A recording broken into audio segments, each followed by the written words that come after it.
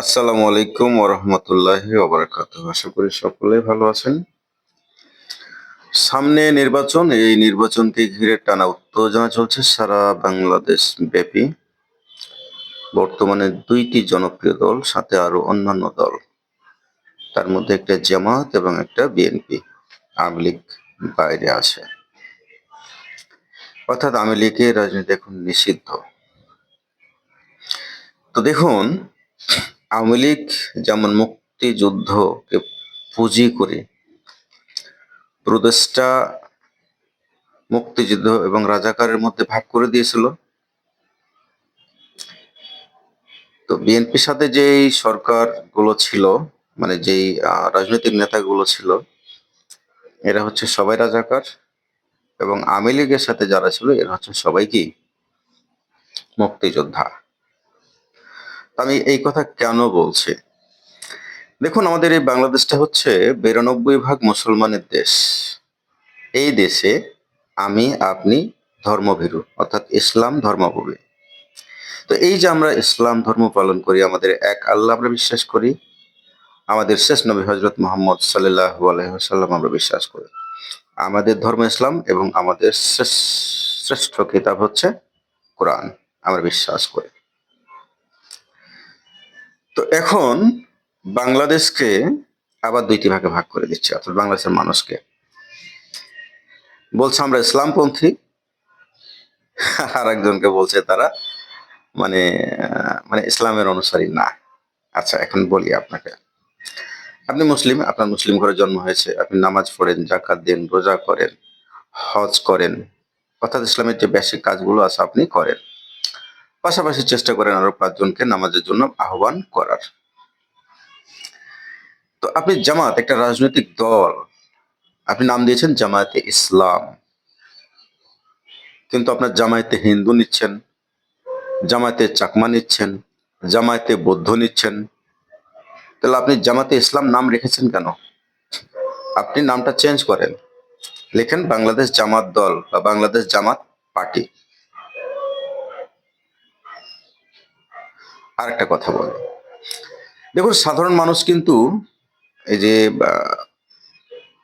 বিভিন্ন এলাকায় যে হচ্ছে ওয়াজ মাহফিল হয় বা জলসা, তো এই জলসায় সাধারণ মানুষ ইসলামকে জানতে চায়, ইসলামকে শুনতে চায়, আপনার তাফসীর শুনে চোখের পানি ফেলতে চায়, এবং আপনার তাফসীর শুনে সে সেখান থেকে কিভাবে উঠে আল্লাহর কাছে ক্ষমা চাবে সেটার জন্য ছোটাছুটি করে।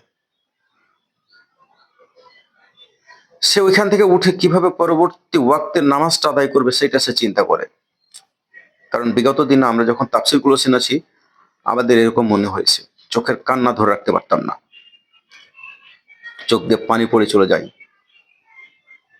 যখন ১২টা ১টার দিকে তাফসীরটা শেষ হয়, ফজরে কিভাবে নামাজটা পড়বো সেটার জন্য ছোটাছুটি করতে হয়, কারণ তাফসীরগুলো এতটাই মধুর ছিল। আর এখন তাফসীরগুলো হয়ে গেছে মোটিভেশনের জায়গা, তাফসীরগুলো হয়ে গেছে রাজনৈতিক আলোচনার আখড়া। ওই তাফসীর শুনে এখন কেউ আর চোখের পানি ফেলে না। ওই তাফসীর শুনে ইসলামের প্রতি বা নামাজের প্রতি তার যে একটা অফুরন্ত চাহিদা, এটাও তৈরি হয় না। কি হয়? ওই তাফসীর এখন তর্ক তৈরি হয়। আপনি তর্ক তর্ক বলেন কেন রাজনৈতিক আলোচনা হবে না? আর বেটা রাজনৈতিক আলোচনা হবে কেন? তোকে তো তাফসীর করার জন্য নিয়ে গেছে। তোমার কাছ থেকে তাফসীর শুনতে চাই। সে নামাজ কিভাবে পড়বে, আল্লাহ রসুলকে কিভাবে জানবে, ধর্মকে কিভাবে জানবে, আল্লাহকে কিভাবে জানবে, এটা জানতে চাই। তো তুমি যদি রাজনীতি করতে চাও, তাহলে রাজনৈতিক মঞ্চ আছে, সেখানে তুমি তোমার রাজনৈতিক দলের নাম দিয়ে তুমি ইচ্ছা মতো সমালোচনা করো বিভিন্ন রাজনৈতিক দলের। এটা তো কারো আপত্তি নাই। আপত্তি শুধু এক জায়গায়, তুমি যে মঞ্চটায় তাফসীর আলোচনা করতে যাচ্ছ, এটা সাধারণ মানুষের, সাধারণ মুসলিম উম্মার, যারা তোমাকে ভালোবেসে নিয়ে গেছে।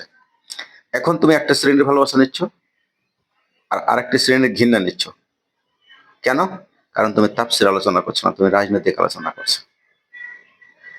আর তুমি গিয়ে বলছো কেন তাফসীর এই কোরআনে কি রাজনীতি নাই?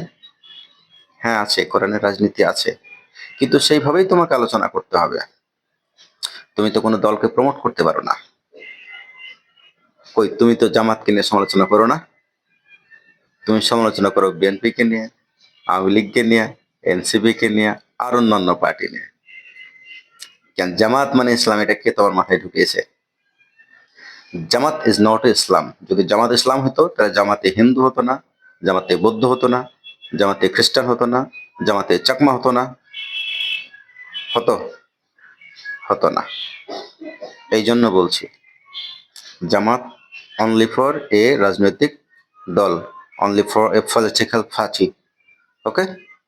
সো আপনি যখন কোনো তাফসিরে যাবেন অবশ্যই চিন্তা করবেন দল মত নির্বিশেষে এগুলো হচ্ছে মুসলিম ব্যক্তি। এই মুসলিম ব্যক্তিগুলো আপনাকে ডেকেছে আপনার তাফসির শুনে যেন কিছু শিখতে পারে আগামী দিনে। আপনার তাফসির শুনে যেন পরবর্তী দিন থেকে সে নামাজ কায়েম করে। আপনার তাফসির শুনে পরবর্তী দিন থেকে যেন সে কোরআন শিখতে পারে। আপনার তাফসির শুনে আল্লাহকে জানার জন্য তার অফুরন্ত ইচ্ছা জেগে যায়। আপনার তাফসির শুনে আল্লাহ রাসূলকে যেন তার জানার অফুরন্ত ইচ্ছা জেগে যায়। তবেই তো আপনি শ্রেষ্ঠ বক্তা। Thank you. সবাই ভালো থাকবেন। আসসালামু আলাইকুম।